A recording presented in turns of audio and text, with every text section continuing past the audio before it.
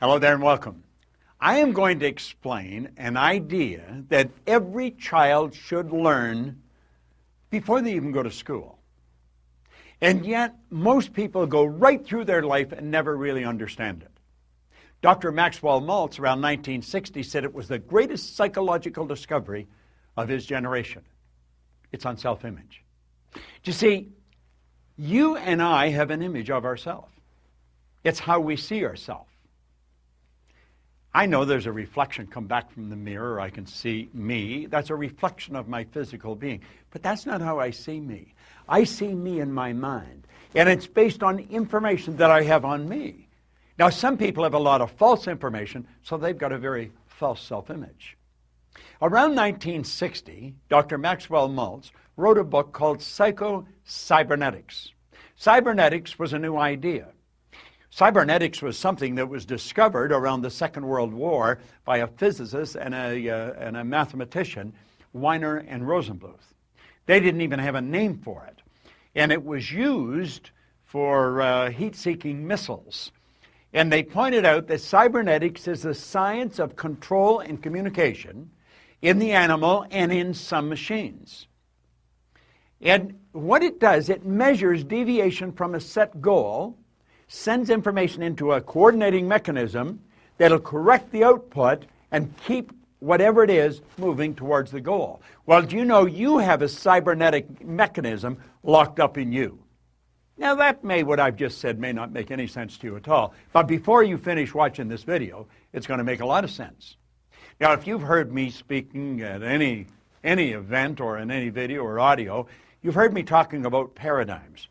Paradigms are nothing but a multitude of ideas, a multitude of habits that are fixed in the treasury of our subconscious.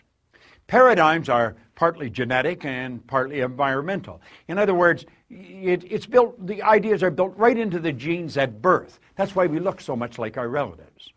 So when we tie all these together, it makes a very interesting story. And I'm going to ask you to sit back, take notes if you want, but really pay attention. If you have kids in school, this is critical. If you're in sales, your sales will skyrocket. Relationships, just anything that you're going to do is dependent on how you see you. So let's think about it. Cybernetics and paradigms. Very, very interesting subject. Cybernetics and paradigms are both control systems that operate essentially on the same principle. Both maintain a definite course of action and will not deviate from the course that has been established. You must alter the paradigm to achieve the result that you desire. Now think about that for a moment. You'll see people stuck at a certain level. Go ask any sales manager to give you the names of their salespeople, and they can tell you what those salespeople are going to do next month and next year. Why? Because they're programmed. They just come in about the same, maybe up and down a little, but they come in about the same. How about athletes? Every coach will tell you exactly how they're going to play. There's patterns. They're called habitual patterns. Well, that's a paradigm. Now, this is a beautiful concept, so let's understand it. Cybernetics and paradigms, all right? There's a thermostat. Now, a thermostat in your home is a cybernetic instrument. Now, I live in Toronto, so a good part of the year it gets pretty cold there. Other parts of the year it gets pretty warm. But in the winter, you would have your thermostat set to control the room temperature at around 70 degrees. Now, you could be sitting there reading a book or something, and all of a sudden you feel a draft around your feet, and you're starting to feel a little cool, and you think, what's going on? So you go and look at the thermometer, and you notice that the temperature is not 70, it's dropped to 65 degrees. You start to investigate, you think, what's wrong? And you'll notice the front door's open. Now, it used to be, when I was a little boy, you'd go and check on the furnace, because maybe the furnace had gone out. And you'd have to shake all the ashes down and build another fire and get it going again. Not today. Today we've got cybernetic mechanisms hooked up to our heating system. You see, the thermostat measures the deviation from the set goal. What was the set goal? The set goal is 70. But the temperature is at 65. Things have changed. The thermostat sends a message to the furnace, and automatically the fire is turned on. The fan's turned on, and the temperature starts to rise. And it gets up to 66, 67, 68, 69, and it'll take it right back until it's back on course at 70 degrees. And then the fire and the fan are turned off. Now think of that. And it all happens automatically. That's a cybernetic mechanism. Interesting, isn't it? Do you know you've got a cybernetic mechanism in you? Let's look at it another way. Let's look up at the sky. Here's a big plane. Now, the automatic pilot on a commercial plane is a cybernetic instrument. That's exactly what it is. And you see, a flight pattern is programmed into the plane's computer system. When the plane goes off course, the cybernetic system measures the deviation from the said goal, and it corrects the flight pattern. The plane is brought back on course. It's correct. Do you know a rocket going to the moon is off course 97% of the time? Let's take a look at it from a different perspective. There's a plane leaving Chicago, and it's flying to Paris. Now, when the plane leaves the vicinity, it's just getting off the ground, you see the wheels are still down, it's just getting up there, the automatic pilot is flipped on. The pilot could come back and have dinner with you. Now, they don't leave the cockpit, but they're not necessarily doing anything. It's all done automatically. And you see, when that plane's flying along, it gets hit by some turbulence, gets knocked off course. Do you know what happens? The cybernetic mechanism cuts in. It's activated, and it puts the plane back on course again. It all happens automatically.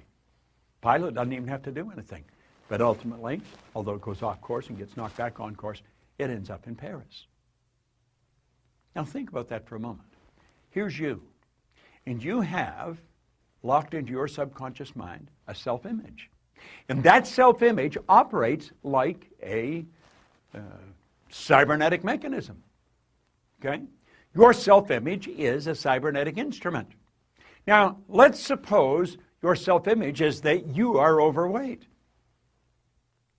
Oh, you don't talk about it. You don't want anybody else to talk about it. But inside you feel you're overweight.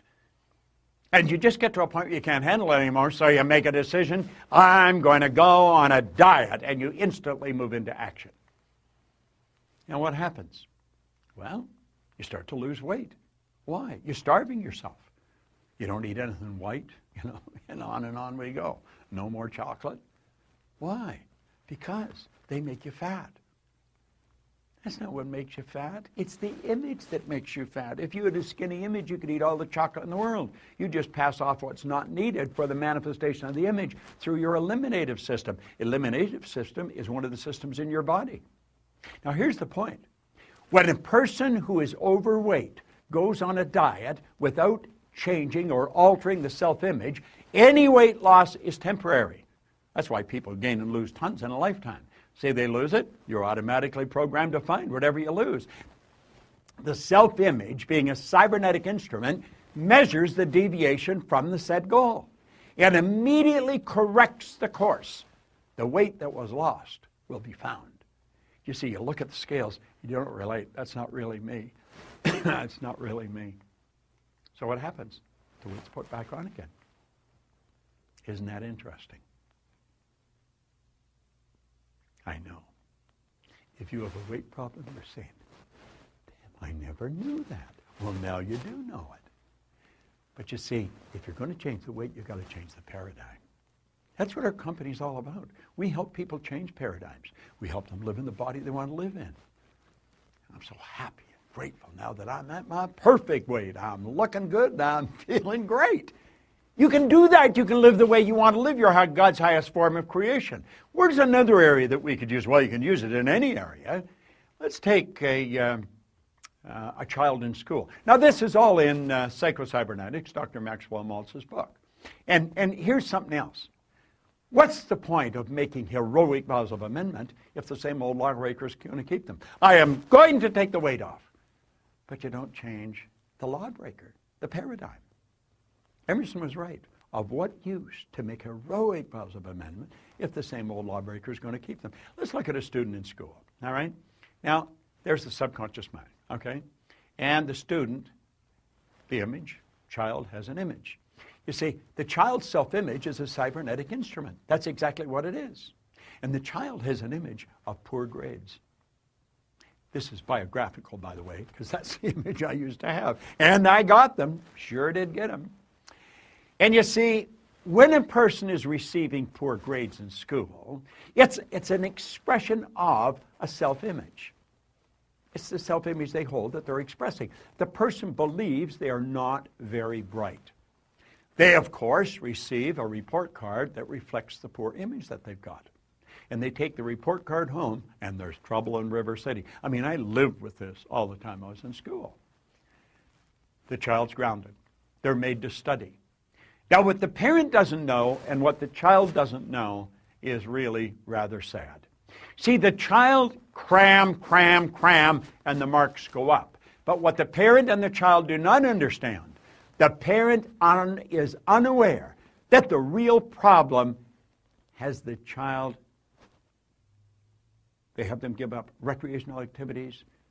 They make them study. The grades improve, but the improvement's temporary. Why?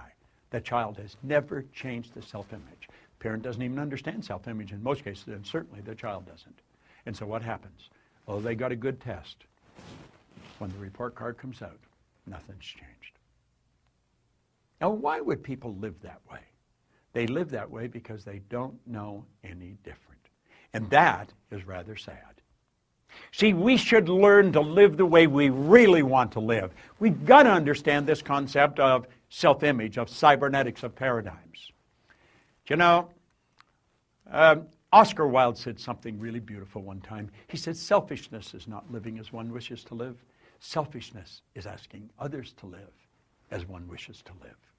You've got to develop the courage. You've got to develop the awareness, the wisdom to live the way you really want to live. Life is very short, and it's over very fast. And you can have, do, or be anything you want. You're God's highest form of creation. If you really want to check in to programs that will change the course of your life forever, understand this. Myself and my associates in our company spend all their time studying this.